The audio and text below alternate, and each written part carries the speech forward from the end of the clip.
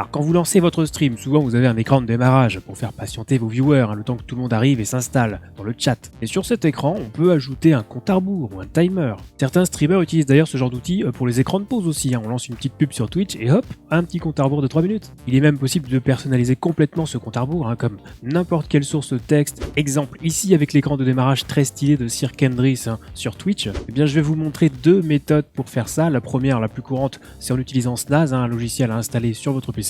Classique. Et la deuxième est moins connue et pourtant elle est intégrée d'office à OBS qui fait qu'un compte à rebours va se déclencher automatiquement en changeant de scène. Ça vous intéresse? On y va.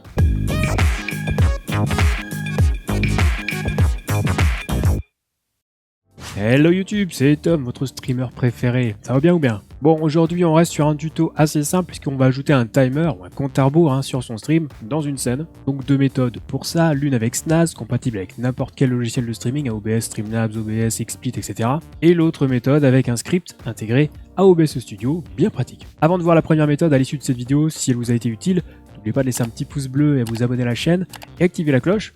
Ne délaissez pas cette pauvre cloche, soyez humain, activez toutes les notifications. Alors pour la première méthode, on va utiliser le logiciel Snaz. Vous trouverez le lien dans la description. Téléchargez le programme, vous pouvez l'installer. Ensuite, il suffit de le lancer et voilà à quoi ressemble la fenêtre du programme. Toutes les options de Snaz fonctionnent selon le même principe, comme la possibilité d'afficher l'heure sur votre stream par exemple. Le programme va générer des fichiers texte qui seront mis à jour en permanence, ce qui fait que vous pourrez les intégrer, ces fameux fichiers, dans OBS ou Streamlabs OBS, ils seront actualisés automatiquement. Donc pour l'exemple, on va faire un décompte de 5 minutes pour l'intro du stream. Alors sur Snaz, dans l'onglet Chronos, c'est là qu'on règle la durée de 5 minutes. Alors le format de sortie est un petit peu bizarre, c'est juste qu'on peut utiliser des variables. Par défaut, on a $h, $m, $s pour avoir les heures, les minutes et les secondes. Vous voyez que si on reste passé dessus, on a des exemples de format de sortie. Donc j'ai réglé la durée sur 5 minutes, je clique sur le bouton Start et le logiciel crée automatiquement un fichier texte avec le compteur. Ce fichier texte, je peux l'intégrer dans OBS. Donc déjà, je peux copier l'emplacement du fichier.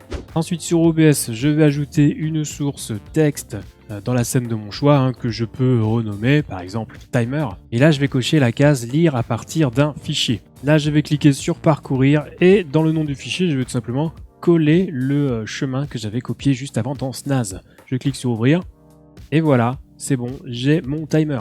Après, c'est plus qu'une question de personnalisation, comme pour n'importe quelle source texte. Je peux changer la police, je peux changer la taille.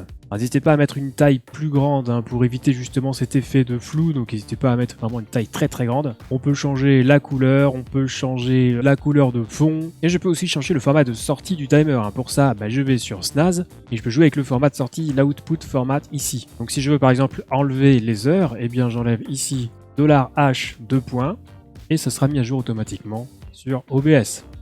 Je peux aussi supprimer les zéros devant les minutes, ajouter un son qui sera joué à la fin du chrono, mettre un texte qui sera affiché à la fin du chrono, et au final avec une belle police et un peu d'imagination, on peut faire des choses très sympas, ou au contraire rester dans le minimalisme, c'est au choix. Alors l'avantage de cette méthode, c'est que c'est facile à mettre en place, c'est flexible, c'est entièrement personnalisable. L'inconvénient, c'est que vous devez garder le programme Snaz ouvert et que vous devez lancer le chrono à la main à chaque fois. D'où la deuxième méthode, une méthode simple grâce à un script directement intégré à OBS. Vous n'avez rien à télécharger, ça vous permet de lancer automatiquement le compte à rebours quand vous changez de scène ou quand vous affichez la source en question. Bon, du coup, cette méthode ne sera valable qu'avec OBS Studio, pas avec Streamlabs OBS. Et donc le script en question est déjà inclus dans OBS, mais au préalable, on va ajouter une source texte. On peut lui donner un nom, donc on va reprendre l'exemple timer, et là on va la laisser vide au niveau du texte et on pourra la personnaliser après. Ensuite on va dans le menu outils, on clique sur script, là on peut parcourir les scripts en cliquant sur le petit plus, on va tout simplement sélectionner le script countdown.lua, on clique sur ouvrir, on règle la durée, au niveau de la source texte on va choisir celle qu'on vient de créer, timer, et c'est parti, le compteur se déclenche. Vous pouvez éventuellement définir un texte à afficher une fois que le compte à rebours sera terminé. Et pour personnaliser le texte, c'est comme avec Snaz, c'est une source texte, donc dans les propriétés de la source, tout simplement, vous pouvez modifier la police, la taille, la couleur, etc. Alors notez que vous n'avez pas la main sur le format de sortie, donc si vous voulez pas les heures par exemple, vous pouvez rogner simplement la source en restant appuyé sur la touche Alt du clavier et en glissant vers la droite le bord de la source.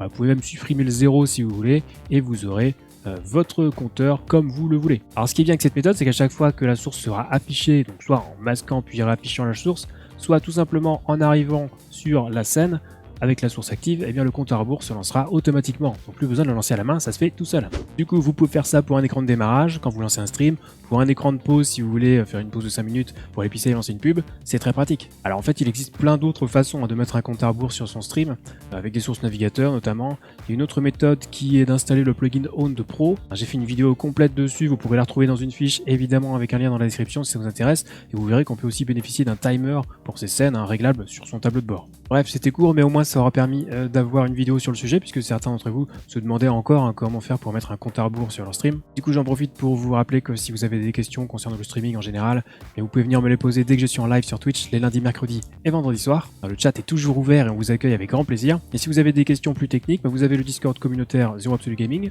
Lisez bien les règles et rejoignez les plus de 1000 membres prêts à partager leur expérience. Sur ce, c'est la fin de cette vidéo, on se retrouve très vite pour la prochaine et d'ici là, bon stream. On va voir si éventuellement il y a un bivouac à proximité ou comme on dit au Groenland, un bivouac proximiteux.